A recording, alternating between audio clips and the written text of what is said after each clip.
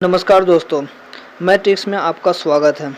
मैं इस चैनल पर एग्ज़ाम में पूछे गए railway, SSC, NTPC, group D सवालों को हल करता हूं। वीडियो को पूरा अंत तक देखिएगा। वीडियो अच्छा लगे तो लाइक, कमेंट एंड शेयर ज़रूर कीजिएगा। वीडियो से संबंधित कोई सुझाव हो तो मुझे ज़रूर बताइएगा। आप हमें कम्युनिटी टैग पर सवालों को जवाब दे सकते हैं। चलिए आज का इम्पोर्टेंट सवाल देखते हैं। जाड़े की रातों में अत्यधिक ठंड पड़ने पर पानी की पाइप फट जाती है क्योंकि पहला ऑप्शन, जमने के बाद पानी का घनत्व कम हो जाता है। जब कम होगा तो फटेगा नहीं, इसलिए यह गलत हो जाएगा। नेक्स्ट क्वेश्चन देखेंगे। जमने के बाद पानी कठोर हो जाता है, अतः इसकी यह कठोर पाइप को तोड़ देता है। कोई ज़रूरी नहीं कि कठोर हो जाएगा तो वह पाइप को तोड़ देता है। नेक्स्ट क्वेश्चन देखेंगे। जमने के बाद पानी का आयतन बढ़ जाता है। आयतन बढ़ जाता है तो हम लोग जानते हैं क्या कि जब भी हम पानी को जमाते हैं तो उसका आयतन बढ़ जाता है, इसलिए वह पाइप को फाड़ देता है। तो इसका सही ऑप्शन हो जाएगा, जमने के बाद पानी का आयतन बढ़ जाता है। नेक्स्ट क्वेश्चन देखेंगे। पानी से भरी डॉट लगी बोतल जमने पर टूट जाएगी क्योंकि यह IAS 1994 में पूछा गया है। पहला ऑप्शन, जमने पर बोतल सिकुड़ता है। दूसरा, जमने पर जल का आयतन घट जाता है।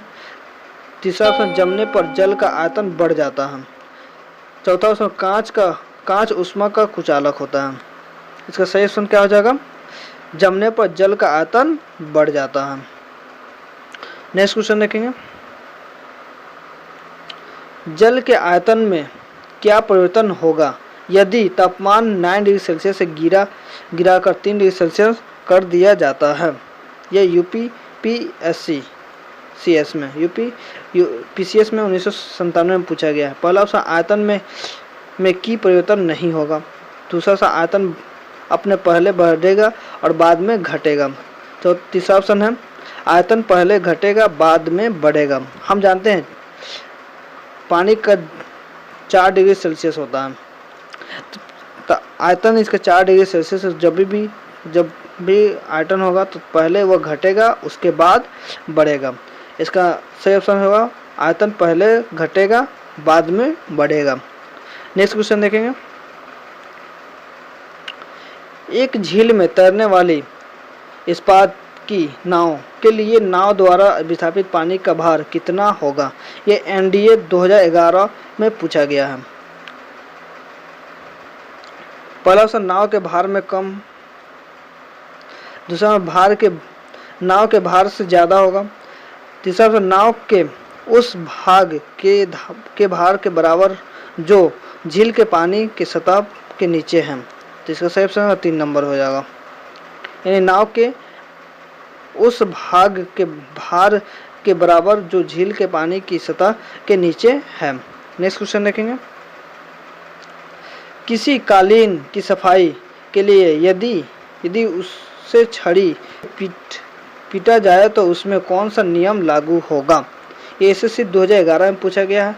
इसका सही ऑप्शन हो जाएगा गति के पहले नियम के अनुसार। इसका सही ऑप्शन हो जाएगा गति का पहला नियम। पहला नियम को क्या बोलते हैं? ये गति का नियम किसने दिया था? न्यूटन ने दिया था। अब पहले नियम को जड़त्व का नियम भी बोलते हैं। नेक्स्ट क्वेश्चन देखेंगे। सड़क पर चलने की अपेक्षा बर्फ पर चलना कठिन है क्योंकि ये PCS 1997 में पूछा गया है। पहला ऑप्शन है, बर्फ सड़क से सख्त होती है। दूसरा ऑप्शन, सड़क बर्फ से सख्त होती है। तीसरा, जब हम अपने पैर से धक्का देते हैं तो बर्फ कोई प्रतिक्रिया व्यक्त नहीं करती है। इसका चौथा ऑप्शन, बर्फ में सड़क की अपेक्षा घर्षण कम होता है। जब घर्षण कम होगा तभी तो उस पर चलना बहुत ही कठिन होता है, इसलिए यह चौथा ऑप्शन सही हो जाएगा। नेक्स्ट क्वेश्चन देखेंगे। रोड़ी युक्त सड़क की तुलना में बर्फ पर चलना कठिन होता है क्योंकि इसका पहला ऑप्शन है, बर्फ मुलायम और स्पंजी होता है जबकि रोड़ी कठोर होती है।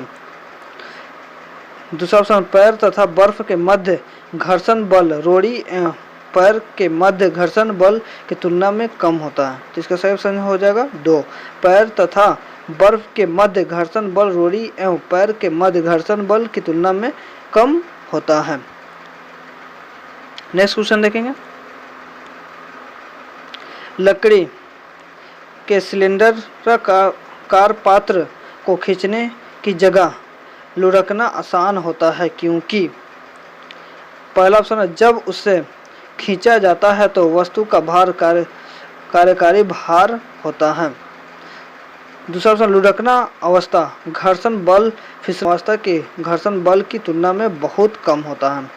इसका सही ऑप्शन है 2, लुढ़कना अवस्था घर्षण बल फिसलन अवस्था के घर्षण बल की तुलना में बहुत कम होता है। नेक्स्ट क्वेश्चन देखेंगे, एक नदी में चलता हुआ जहाज समुद्र में आता है तो जब जहाज का स्तर का यह PCS 1992 में पूछा गया है। पहले जितना होगा, दूसरा ऑप्शन थोड़ी ऊपर होगा, तो सही हो जाएगा क्या, थोड़ी ऊपर होगा।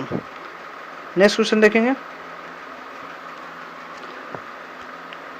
लोहे की कील पारे में क्यों तैरती है जबकि यह पानी में डूब जाती है। PCS 1994 में पूछा गया है। लोहे के पारे में रासायनिक क्रिया की प्रवृत्ति अपनी पानी की तुलना में कम होता है। दूसरा ऑप्शन, लोहे का भार पानी से अधिक है तथा पारे से कम है। तीसरा ऑप्शन है, लोहे का घनत्व पानी से अधिक है तथा पारे से कम है। पारा पानी से भारी है। तो इसका सही ऑप्शन हो जाएगा, लोहे का घनत्व पानी से अधिक है तथा पारे से कम है। वीडियो अच्छा लगा हो तो लाइक, कमेंट और शेयर जरूर कीजिएगा, और वीडियो से संबंधित कोई सुझाव हो तो हमें कमेंट बॉक्स में ज़रूर बताइएगा। चलिए, तब तक आप पढ़ते रहिए, खुश रहिए। तो thank you, all the best.